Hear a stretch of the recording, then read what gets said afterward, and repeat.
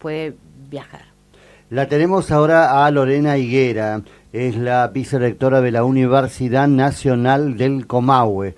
Vamos a ver ya si podemos hablar con ella un ratito. ¿Cómo le va? Buen día, ¿cómo está usted? Hola, muy buenos días acá, Bueno, lidiando con las líneas de teléfono. bueno, pero pasa, no se preocupe que pasa siempre. En todos lados pasa. Escuche una cosita, a mí me gustaría preguntarle a usted cómo es la convivencia ya en la universidad, pero como vicerrectora, ¿no? En estos meses que Sí, llevan ustedes como autoridad máxima, si bien son pocos, pero bueno, esta situación económica, lo que está Bueno, y pasando, de preguntarle todo si se tipo. está poniendo en marcha, ¿no? El Claro. compromiso de enviar fondos por parte del gobierno, ¿no? Cumpliendo la ley. no, sí. Contarles que, bueno, desde el punto de vista de trabajo, estamos con una agenda de trabajo muy dinámica, empezamos muy temprano y tenemos siempre, todos los días, espacios de trabajo para precisamente poder generar la gestión en la universidad que sea de una manera, me parece, también mucho más transversal a las unidades académicas, pero también con una amplia participación tanto de los gobiernos locales, tenemos una agenda muy dinámica de trabajo con gobiernos locales de los municipios de la provincia de Neuquén, pero también de Río Negro, porque nuestra universidad está en las dos provincias, pero como ustedes bien indican, esto, por más que uno tenga la actitud de trabajo cotidiana todos los días, sin el financiamiento y sin que se cumpla la ley de financiamiento universitario, hay cosas que son muy difíciles de llevar adelante, ¿no? Sí. Porque para que la audiencia tenga conocimiento, fíjense ustedes que el pasado 10 de junio el gobierno nacional firmó un acta acuerdo con el SIN, pero también firmó un acta acuerdo con los distintos gremios docentes y no docentes de la universidad. En esa acta acuerdo habían 3 puntos centrales. Uno era el incremento salarial, el otro eran los gastos de funcionamiento y el otro eran los gastos para los hospitales universitarios. De los 3 puntos solamente se está cumpliendo el incremento salarial. El gasto por cuota de funcionamiento, ese incremento, hasta la fecha todavía no ha llegado, como tampoco no ha llegado para las universidades que cuentan con hospitales universitarios, los gastos para los hospitales universitarios, y tampoco llegaron los incrementos para las becas Manuel Belgrano. Ayer, por ejemplo, tuvimos una reunión virtual con las vicerrectoras a nivel nacional y también rectoras, y había una preocupación enorme por cómo, porque no se está garantizando el cumplimiento para el financiamiento de la ley universitaria y porque ya estamos avanzados medio año del ciclo académico y ese incremento todavía no llega. Bien. Sí. Sé que hay incumplimientos, ¿no? Claro. No se está Claro, cumpliendo con lo pero pactado. aparte me parece que ustedes, fíjense que se ha tenido una campaña pública, permanente, periodística, en relación a, ¿se acuerdan ustedes el año pasado?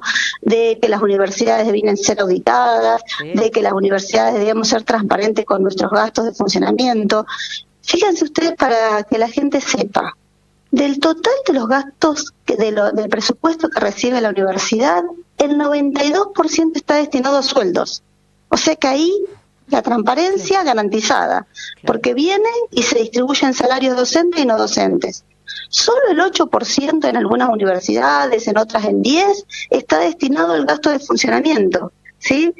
Y ese gasto de funcionamiento, que representa un fondo mínimo, en el caso de la Universidad Nacional del Comahue, esa cuota ley representa hasta julio 580.000 millones que ingresó. Bueno, esa cuota ley apenas te permite pagar luz, gas, mantenimiento de servicios de limpieza, mantenimiento de la universidad, que tiene que ver con infraestructura, ¿no? No estoy diciendo obras, sino infraestructura, el mantenimiento de la infraestructura. Imagínense ustedes sistemas de calefacción, sistema de iluminación.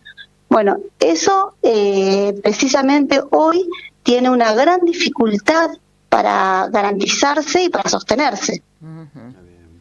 ¿Y ustedes con esta situación creen que se termina el año? Porque ya falta poco. Uno dice que no, pero ya estamos en agosto, viene septiembre, octubre, después los exámenes y el receso una vez más a fines de diciembre. ¿Se termina el Sí. año con esta situación económica, me refiero? ¿Cómo? ¿Mal? Bien, Se termina mal, como usted señala, pero aparte imagínense que el escenario a nivel nacional es muy heterogéneo. Nosotros somos una de las universidades que podríamos decir medianas, ¿no?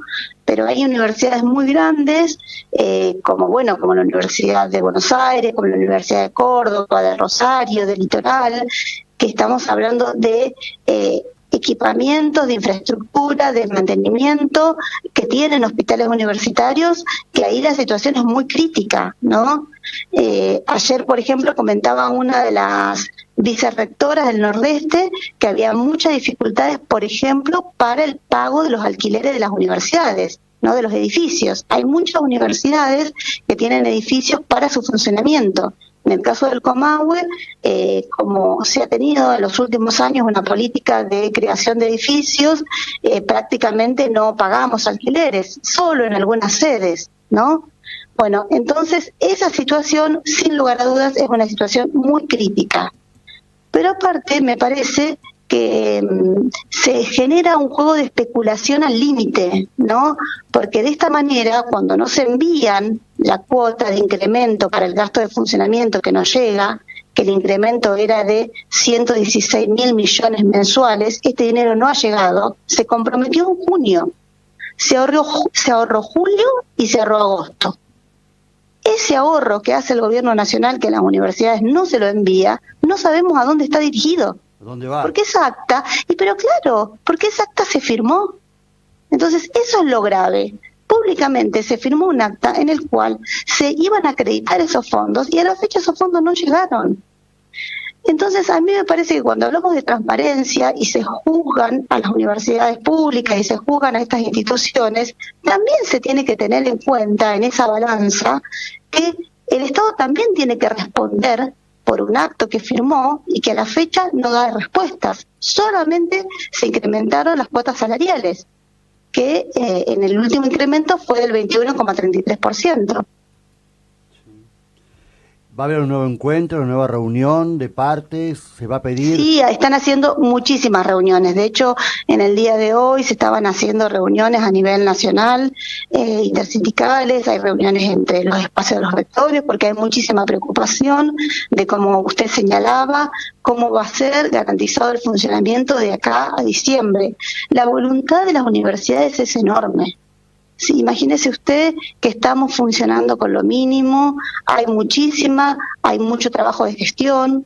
Ayer en esta reunión que tuvimos con vicerrectoras hablaban el tiempo que se invierte, ¿no?, en gestionar con distintos organismos para garantizar lo mínimo en el funcionamiento, pero llevamos en esta situación ya 3 años, ¿no?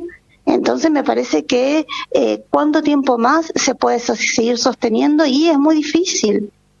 Ustedes, la audiencia sabe que venimos ya desde el año pasado teniendo un impacto directo en nuestros investigadores y nuestros docentes, que hay una migración hacia otro tipo de trabajo, hacia trabajos privados o hacia otros sectores de la actividad del Estado, porque estamos hablando todos de docentes profesionales que llevaban más de 20, 10, 30 años en la universidad, pero que esta situación tan crítica ya no permite más sostenerla.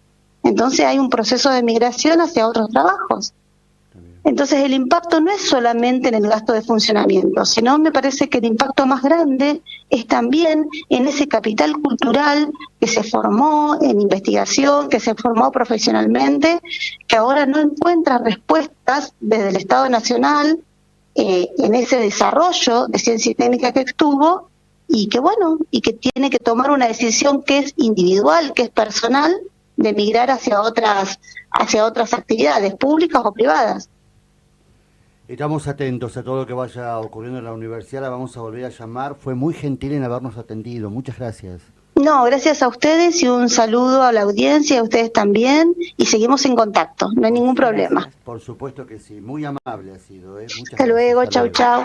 Hablábamos nosotros con, en este caso, Lorena Higuera, es la vicerrectora de la Universidad